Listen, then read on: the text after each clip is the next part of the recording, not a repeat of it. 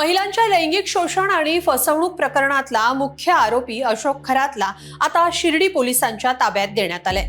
SIT कडून खरातवर दाखल इतर गुन्ह्यांचा तपास सुरू आहे, पण आता जमीन खरेदी घोटाळा प्रकरणात शिर्डी पोलीस खरातची चौकशी करतायत। शिर्डी पोलिसांनी खरातला नुकतंच राहता न्यायालयात हजर केलं। यावेळी खरातला 9 मे पर्यंत पोलीस कोठडी सुनावण्यात आली आहे। या सुनावणीवेळी नेमकं काय घडलं सविस्तर पाहूया या व्हिडिओतून। नमस्कार, मी स्वाती पाटील, तुम्ही बातमी पाहताय लोकमत.com वर।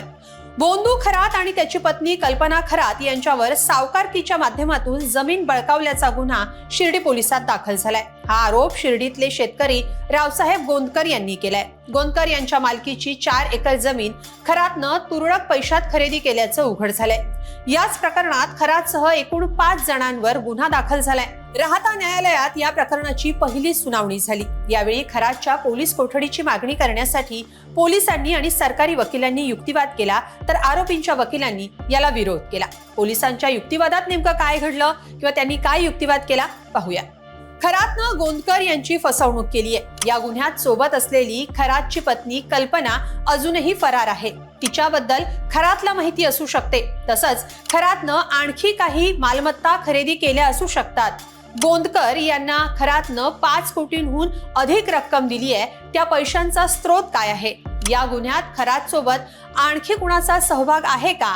या प्रकरणात आरोपी क्रमांक 5 हा तांबे नावाचा आरोपी आहे। तो साक्षीदार असण्याची शक्यता असल्यानं त्याची चौकशी करण्याची गरज व्यक्त करण्यात आली आहे। यासाठी पोलीस कोठडीची मागणी पोलिसांनी या युक्तिवादादरम्यान केली। यावर सरकारी वकील गौरव गोरडे यांनीही न्यायालयात ठोस मुद्दे मांडले। ते मुद्दे कोणते आहेत पाहूया। फसवणूक आणि सावकारीचा हा गंभीर गुन्हा आहे। खरातनं 2% व्याजानं व्यवहार केला आणि रक्कम द्यायला टाळाटाळ केली। आरोपीची पत्नी कल्पना खरात फरार असून तिचा शोध महत्त्वाचा आहे। इतर मालमत्ता, व्यवहार आणि संभाव्य सहकारी आरोपींचा तपास अजून यात बाकी आहे। तसंच सरकारी पक्षानं खरातच्या आर्थिक व्यवहाराची चौकशी करण्यासाठी खरातचं bank passbook, chequebook, mobile data यांच्या फॉरेन्सिक तपासणीचीही मागणी केलेली आहे। त्यावर देखील तपास बाकी आहे। अशोक कुमार खरात यांना आज आणलेलं होतं, जे 4 एकर जमीन घोटाळा प्रकरणी आणलेलं होतं। त्या संदर्भाने पोलिसांनी 7 दिवस पोलीस कस्टडी मागितली, पैकी कोर्टाने 5 दिवस PC दिलेली आहे। म्हणजे आर्थिक व्यवहारांचा जो आपण प्रश्न उपस्थित केला, 14 व्यवहार 5 कोटी 52 लाख, काय नक्की कोणते ग्राउंड? आता मी ते जास्त सांगू शकत नाही, फक्त इन्व्हेस्टिगेशन अजून चालू आहे। तर तुम्हाला आज सांगतो की 9/5 पर्यंत PC दिलेली आहे।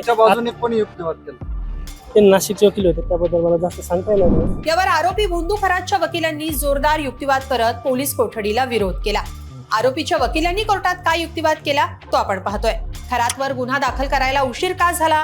खरातला नाशिकच्या गुन्ह्यात अटक केल्यानंतर शिर्डीला फिर्याद का दिली गेली? असा सवाल बोंदू खरातच्या वकिलांनी न्यायालयात केला।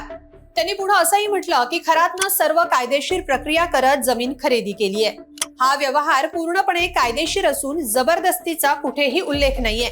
फिर्यादी रावसाहेब गोंदकर हे स्वतः कर्जबाजारी होते। खरात सोबत गोंदकर यांचा 5 कोटी 52 लाख रुपयांचा व्यवहार हा ठरवून झाला होता। यात सर्व कागदपत्र वैध असल्याचं आरोपीच्या वकिलांनी कोर्टात सांगितलं।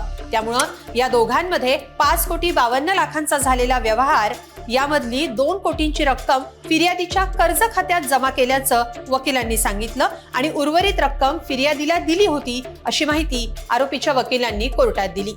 पण इतर गुन्ह्यांमुळे खरात यांच्यावर हेतुपुरस्सर तक्रारी दाखल केल्याचा आरोप खरातच्या वकिलांनी या सुनावणीत केला। तसंच 18 मार्च पासून खरात SITच्या ताब्यात आहे, त्यामुळे त्याला पत्नी कल्पनाबाबत माहिती असणं शक्य नाही, असंही खरातच्या वकिलांनी या सुनावणीवेळी म्हटलं। तसंच 23 तारखेच्या बाबतचा मुद्दा वकिलांनी न्यायालयाला वाचून देखील दाखवला। पण या सगळ्या युक्तिवादानंतरही राहता न्यायालयानं खरातला 9 मे पर्यंत पोलीस कोठडी सुनावली आहे। आता यात शिर्डी पोलीस काय तपास करतात हे पाहणं महत्त्वाचं असेल। या चौकशीत काय नेमके खुलासे होतात हे देखील आम्ही लोकमत व्हिडिओजवर तुम्हाला सांगत राहू। पण या सगळ्या बातमीबद्दल तुमचं काय मत आहे कमेंटमध्ये नक्की लिहा आणि लोकमत.com ला सबस्क्राईब करा। धन्यवाद।